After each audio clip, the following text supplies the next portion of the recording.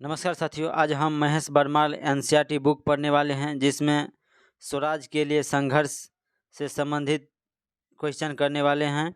तो चैनल पर नए हैं तो चैनल को सब्सक्राइब और वीडियो को लाइक ज़रूर कीजिएगा। तो आइए हम शुरुआत करते हैं।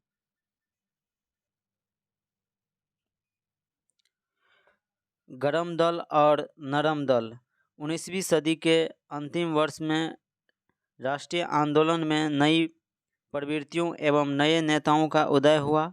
ये नेता तत्कालीन राष्ट्रीय नेताओं की अनुनय विनय की नीति के विरोध थे तथा ब्रिटिश सरकार के प्रबल पक्षधर थे। उनका मानना था कि सरकार से केवल अनुनय विनय करके जो है भारतीय अपने अधिकार प्राप्त नहीं कर सकता है। उन्होंने जनता में संघर्ष एवं देश प्रेम की भावना जागृत किया।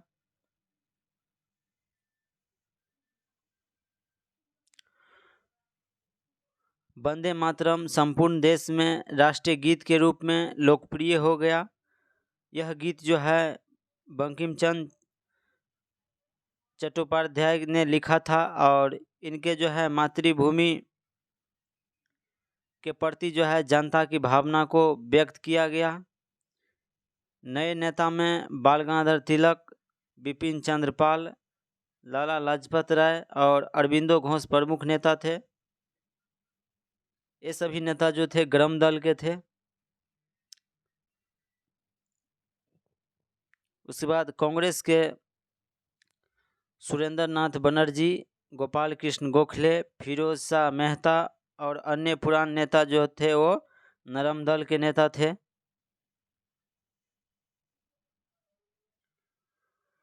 ब्रिटिश सरकार के जो है प्रति जैसे जैसे जनता में शोषण बढ़ता जा रहा था,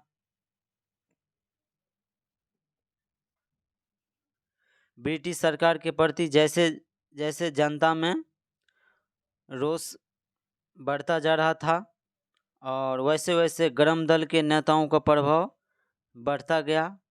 उसके बाद विश्व के घटनाओं का प्रभाव देखेंगे हम।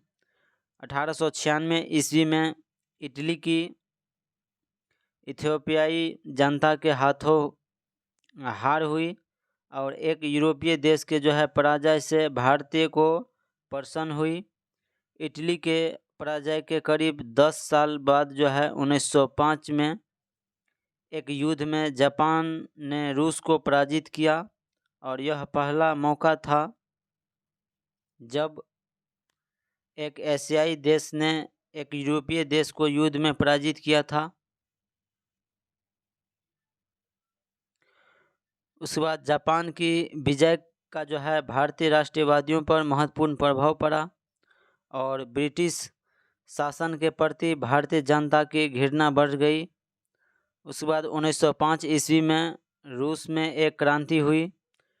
उन दिनों रूस पर एक निरंकुश बादशाह का जो है शासन था और जनता अधिकारों से वंचित थी। रूसी जनता शासक के विरुद्ध उठ खड़ी हुई। क्रांति को हालांकि कुचल दिया गया परंतु इनके विदेशी शासन में जो है कष्ट झेल रही थी।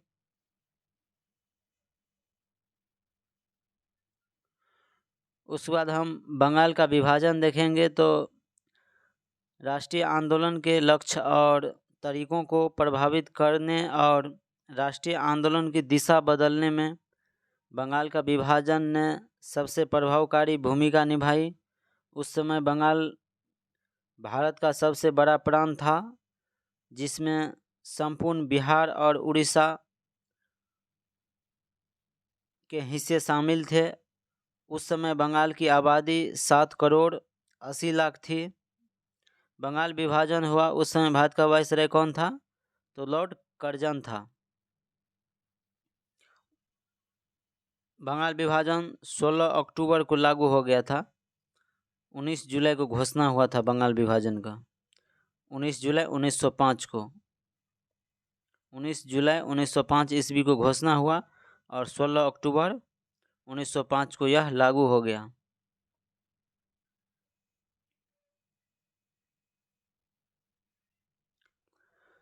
ब्रिटिश प्रशासन के अनुसार इतने बड़े प्रांत के जो है प्रशासन को संभालना कठिन है और इसीलिए इसका विभाजन आवश्यक है।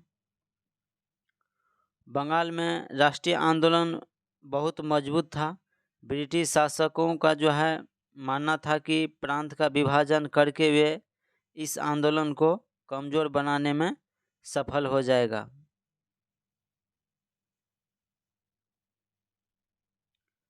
बंगाल विभाजन देखेंगे हम 1905 ईस्वी में, जिसमें पश्चिमी बंगाल और पूर्वी बंगाल दो भाग हो गया। पश्चिमी बंगाल में बंगाल प्लस बिहार, उड़ीसा, ये हिंदू जनसंख्या जो था उसमें अधिक था। पूर्वी बंगाल जो था जिसमें पूर्वी बंगाल, असम ये सभी थे, जिसमें जो है मुस्लिम जनसंख्या का जो है बहुलता ज़्यादा था।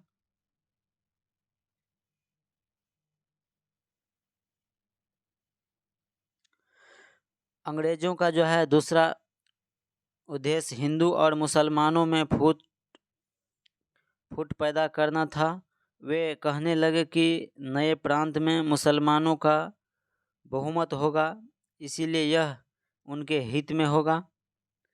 अंग्रेज़ों का जो है मानना था कि इस तरह से वे मुसलमानों को राष्ट्रीय आंदोलन से अलग करने में सफल होंगे। 20 जुलाई 1905, 20 जुलाई या 19 जुलाई, ज़्यादातर एग्ज़ाम में 19 जुलाई ही पूछे जाते हैं। 19 जुलाई 1905 को बंगाल विभाजन के निर्णय की घोषणा हुई, जिसके परिणाम स्वरूप जो है 7 अगस्त 1905 को कलकत्ता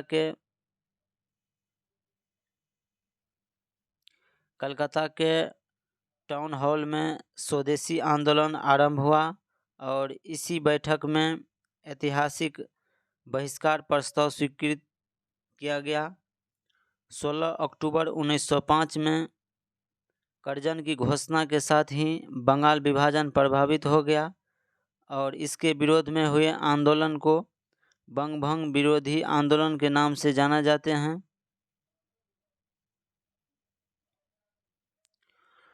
विभाजन के अंतर्गत बंगाल के पूर्वी हिस्सों को अलग करके असम के साथ मिला दिया गया।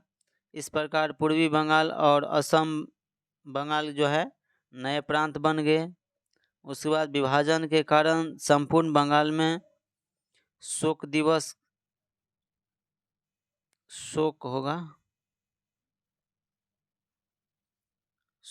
की जो है लहर दौड़ गई। विभिन्न शहरों में बड़ी सभाएं और तीव्र प्रदर्शन हुए। विभाजन के विरुद्ध जो है आंदोलन आरंभ किया गया। उसके बाद विभाजन का दिन जो है अर्थात 16 अक्टूबर को संपूर्ण बंगाल में शोक दिवस के रूप में मनाया गया। महाकवि रविन्द्रनाथ टैगोर के सुझाव पर वह दिन जन एकता और मैत्री दिवस या राखी दिवस के रूप में मनाया गया।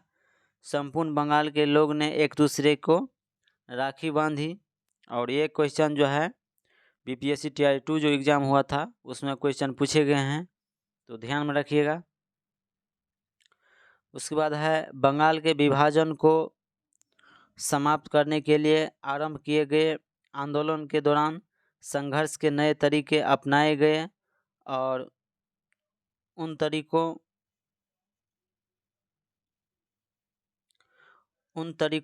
में स्वदेशी और बहिष्कार प्रमुख थे। राष्ट्रीय आंदोलन के लक्ष्य भी पहले की अपेक्षा अधिक क्रांतिकारी हो गए। उसके बाद हम देखेंगे स्वदेशी और बहिष्कार आंदोलन।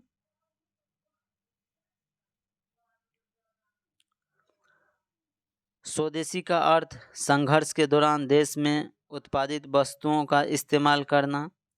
स्वदेशी अपनाने से भारतीय उद्योग को बढ़ावा मिलता तथा राष्ट्र मजदूर बनता।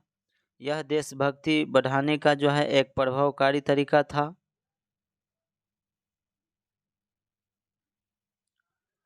इस आंदोलन में स्वदेशी वस्तुओं को बढ़ावा देने के साथ साथ विदेशी वस्तुओं का बहिष्कार करने का नारा दिया गया।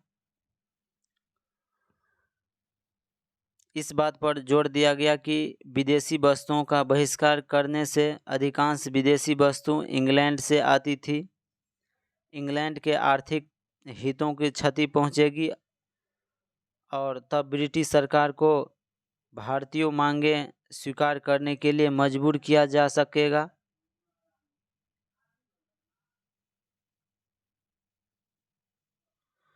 इसी आंदोलन में महिलाओं ने सक्रिय रूप से भाग लेना प्रारंभ किया।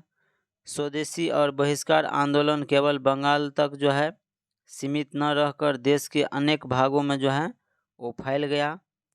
ब्रिटिश कपड़ों, चीनी तथा अन्य वस्तुओं का बहिष्कार किया। लोग समूह बनाकर दुकान पर जाते और दुकानों से जो है विदेशी सामान न बेचने का अनुरोध करते थे।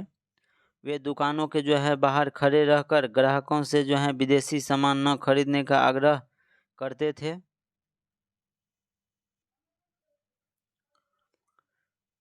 इस आंदोलन में स्कूल और कॉलेज के विद्यार्थियों ने अपने महत्वपूर्ण भूमिका अदा किया। प्रमुख आंदोलनकारियों जो है स्कूल कॉलेज का विद्यार्थियों ने केवल स्वदेशी वस्तुओं का प्रयोग करना आरंभ कर दिया, बल्कि और लोगों को प्रेरित किया कि वे विदेशी वस्तुओं का प्रयोग न करें। सरकार ने दमन के कई तरीके अपनाए। अनेक विद्यार्थियों को जो है स्कूल कॉलेज से निकाल दिया गया।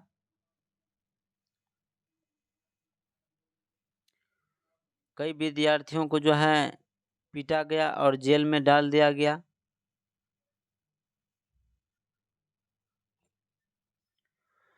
स्वदेशी और बहिष्कार आंदोलन केवल विदेशी सामान तक सीमित नहीं रहा, बल्कि अब जो है स्वदेशी का अर्थ यह